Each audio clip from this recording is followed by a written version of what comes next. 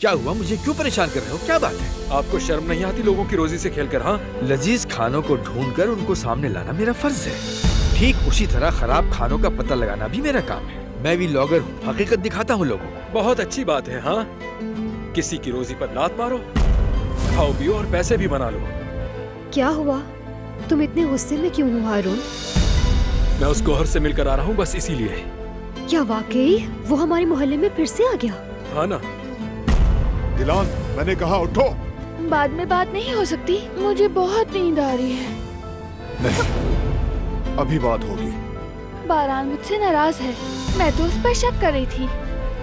काश कि मैंने तुम्हारी बात ना मानी होती उस वक्त। ऐसे तो मत कहे, मुझे बुरा लग रहा है। अब भी समझ नहीं आ रहा कि वो वहाँ क्यों आई थी। क्या चल रहा था उसके दिमाग में?